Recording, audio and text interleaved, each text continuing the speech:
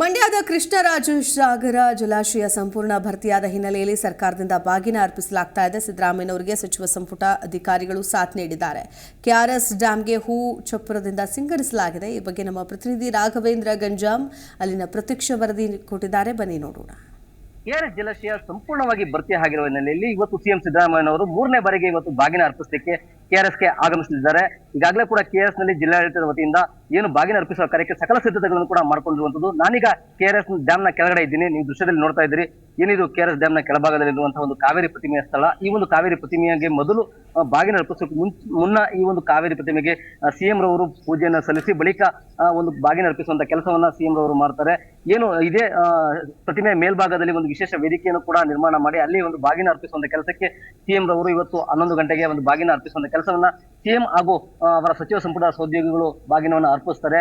11 ಗಂಟೆಗೆ ಏನು ಅಭಿಜಿನ್ ಲಗ್ನದಲ್ಲಿ ಈ ಒಂದು ಭರ್ತಿಯಾಗಿರುವಂತಹ ಜಲಾಶಯಕ್ಕೆ ಬಾಗಿನ ಅರ್ಪಿಸಲಿಕ್ಕೆ ಈಗಾಗಲೇ ಸಕಲ ಸಿದ್ಧತೆಗಳನ್ನು ಕೂಡ ಮಾಡಿಕೊಂಡು ಇಲ್ಲಿ ಏನು ಕಾವೇರಿ ಪ್ರತಿಮೆ ಕೆಳಗಡೆ ಒಂದು ರೀತಿ ಚಪ್ಪರವನ್ನು ಹಾಕಿ ಒಂದು ಸಿಂಗಾರವನ್ನು ಕೂಡ ಮಾಡಿದ್ದಾರೆ. ಕಾವೇರಿ ಪ್ರತಿಮೆ ಬಳಿ ಈಗಾಗಲೇ ಕೂಡ ಸಿಎಂ ರವರ ಆಗಮನಕ್ಕೆ ಸಕಲ ಸಿದ್ಧತೆಗಳು ಕೂಡ ಇರುವಂತದ್ದು.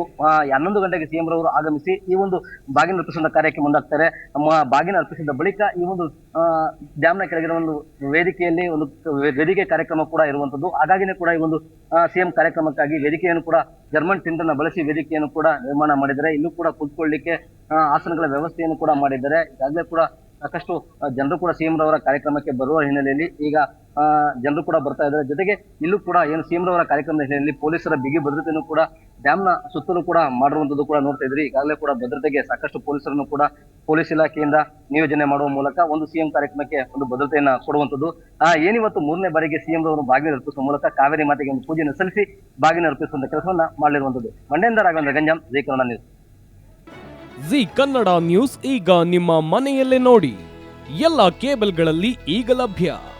ಸನ್ Direct 292, Jio TV 1334, U digital 162, city cable 51, GTPL 17, Abhishek cables 821, Rockline telecommunication 51, Shri Basaveshwara number 60, Vinayaka digital number 53, in digital number 896ರಲ್ಲಿ.